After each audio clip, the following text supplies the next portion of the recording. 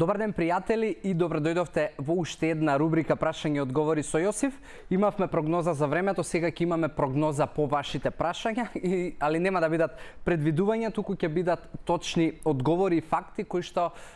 и јас сум ги научил и можеби искусил во делот на исхрана и активен животен стил. Одвоив неколку прашања за денеска, кои што знам и сигурен сум дека ќе ви дадат одлична вредност и се супер прашања, затоа веднаш ќе почнеме со одговорите.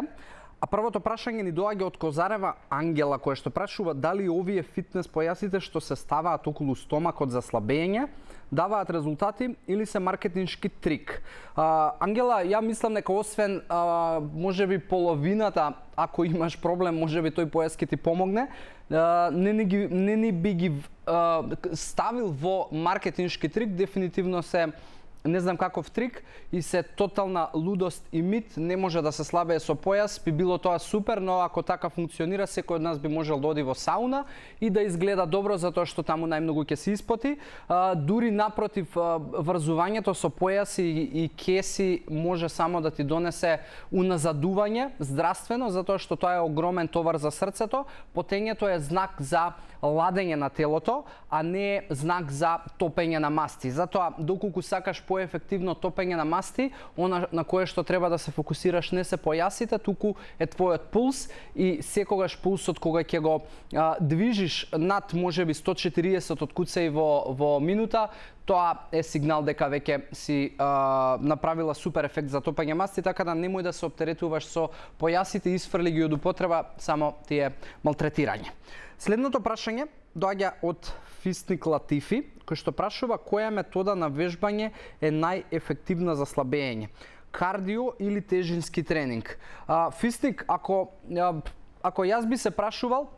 ако треба да одбереме едно од двете, дали тоа да биде кардио или тежински тренинг, јас би го одбрал тежински тренинг, затоа што тежинскиот тренинг носи тенденција за да покачуваш мускулна маса, што по автоматизам во иднина ќе ти донесе поактивен метаболизам и повеќе трошење на калории и повеќе топење на масти. Од друга страна, тежинскиот тренинг има каскаден ефект, односно калории трошиш и после тренингот, затоа што телото се регенерира, но пак доколку си во можност да ги правиш и двата, во тој случај комбинацијата од тежински и кардио тренинг ти е најдобро нешто, затоа што обезбедуваш тренинг за целите системи во телото, и кардиоваскуларен, и респираторен, и мускули, и коски, значи комплетен тренинг ти е тоа, и прави комбинација од тежински и кардио, како што е на пример кросфит, или можеш да направиш тежински тренинг, па да одиш на лента да истрчаш интервално, нешто што еве јас во моментов правам, така да јас би ти рекол комбинација, но доколку бираш еден, тогаш, кој што кажав, одбери го тежинскиот. Следното прашање доаѓа од Оле Лоз, кој што прашува како е можно веган да има покачен холестерол. Оле, ова беше и за мене доста занимливо прашање, но одговорот е многу едноставен, затоа што логично е дека вегетаријанците и веганите не би требало да имаат холестерол, од причина што ја изфрлиле храната од животинско потекло, но месото не е по автоматизам покачувач на лошиот холестерол и не е стратегијата да ако имам холестерол треба да исфрлам месо. Напротив, она што најмногу прави холестерол е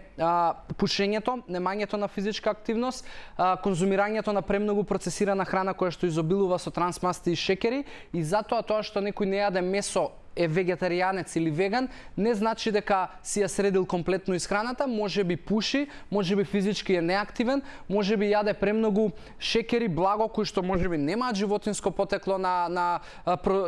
мирници во нив за подготовка, но пак ќе речам, многуте шекери знаат и те како да прават проблеми во крвните садови и да предизвикуваат лачење на холестерол од страна на црниот дроб и така да биде покачен. Така е можно да имаш вишок на холестерол. И последното прашање ни доаѓа телефонски Од Маријана која што прашува, знам дека вежбањето го подобрува расположението и помага да се избориш со депресија, но дали постои некое кое е најефективно и што доколку не можеш да вежбаш? Маријана, одлично си слушнала дека вежбањето подобрува расположение затоа што се лачат ендорфини, допамин и така натаму, оние хормони на среќа, но најмногу она што помага, она што јас истражував и најдов дури и научна студија е болдеринг, односно качување по карпа и танцување, затоа што доколку можеби вежбаш некои рутински спортови како фитнес, не знам, можеби пилатес и така натаму, кај што нема многу оптеретување на мозокот, тогаш се уште имаш време да мислиш на твоите проблеми, но доколку си на болдеринг, односно качување на карпи, бара огромен фокус, пред се да не паднеш од карпата, второ раце, нозе да координираш и со сето тоа комплетно се исклучуваш од проблемите и лачењето на ендорфиноте доаѓа до многу голем израз. Тука си нормално танцувањата, а она што ме праша доколку не си во можност да вежбаш, тогаш секако исхраната би требало да ти биде во ред, макар и да вежбаш, затоа што